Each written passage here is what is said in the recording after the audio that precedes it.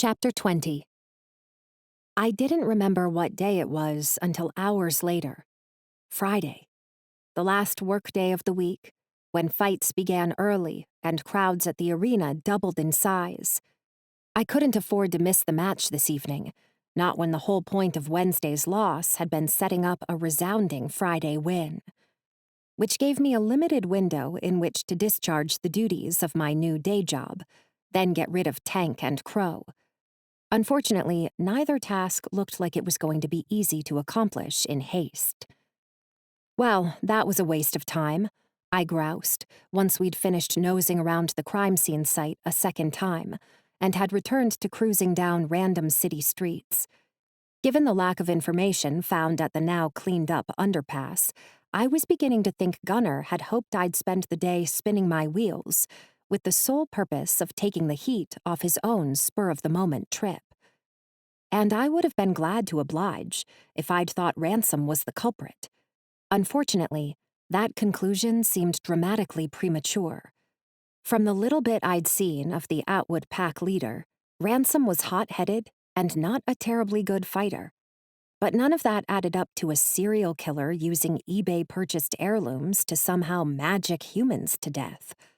I mean, what was the point? And did Ransom really possess the gumption to figure out a puzzle that continued to elude my own grasp? Not likely. Which meant there was an actual miscreant on the loose in my city.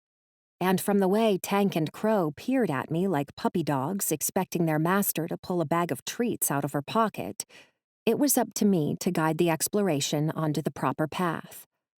I think we should take a look at the original body, I decided aloud, feeling my way through potential alternative avenues of investigation.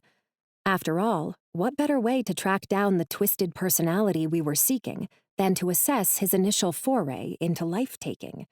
Maybe there was a magical signature on his body that the werewolves had missed. Unfortunately, my supposed backup turned into minders as soon as I spat out an actual game plan.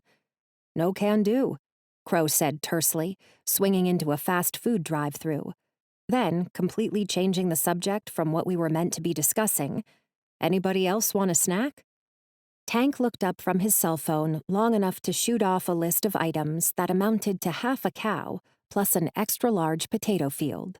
Crow ordered all of the above plus enough sugar to rot out his teeth, and I tacked on a grilled chicken sandwich, hold the mayonnaise, plus a large ice water on the side. "What?" I demanded, once we were parked and eating. Or rather, once I was eating. The guys just stared at me from beneath their mountains of food, as if I'd grown an extra arm. "You don't have to pretend to be human around us, Chica," Tank told me after a moment. He patted me on the head as if I was the puppy, which made it hard not to snap at his patronizing hand. "Here, have some of my fries," Crow added, holding out the cardboard carton, then pulling it back before I had time to so much as shake my head. "Or Tank can go back in and get you your own fries, maybe. Boss won't be happy if you faint from lack of food." I scrunched my eyes shut, astonished at how drastically the reality of werewolves differed from my expectations.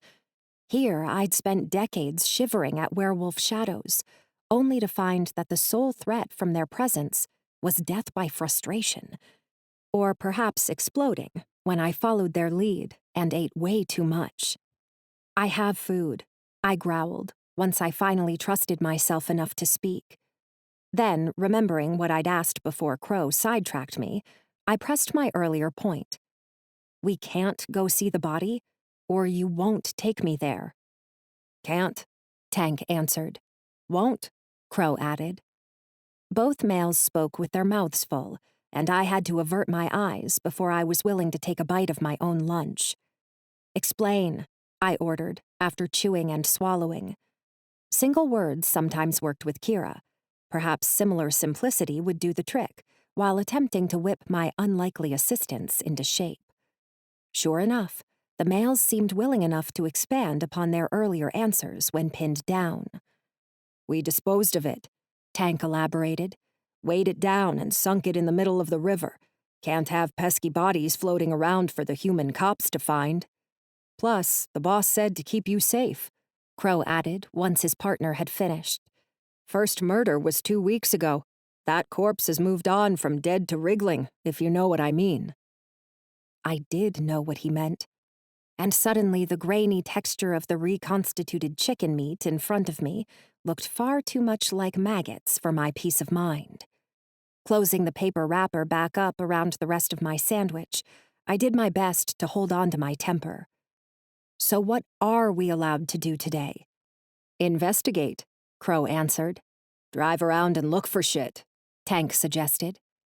The pair had somehow managed to scarf down 99% of their lunch, while I was nibbling through a quarter of my own small meal. Now, Crow pulled back onto the road, one last double bacon cheeseburger in his hand. Well, until he shoved the entire thing into his mouth, that is. Where to, bossette? The long-haired shifter asked around chunks of beef and pork. As if I was the one actually in charge of this disaster. And as if we weren't wasting precious hours when I had better things to do, like preparing for a very lucrative fight.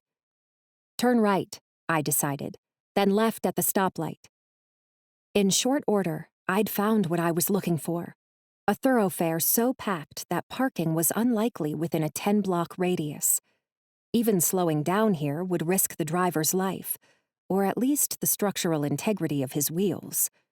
Which is when I opened my door and leapt from the moving vehicle, ignoring the shouts of distress behind me and the blaring of nearby horns. Sprinting for an alley, I barely caught Tank's recriminations before I shook the pesky babysitters off my tail. Chica, the boss won't like this, the burly shifter howled. But the boss was far too engrossed in determining whether his brother was a murderer to worry about me at the moment. So I slipped behind the awning of a bustling street cafe, ran down a set of steps, sprang over a wall, and was soon back within my comfort zone, entirely on my own.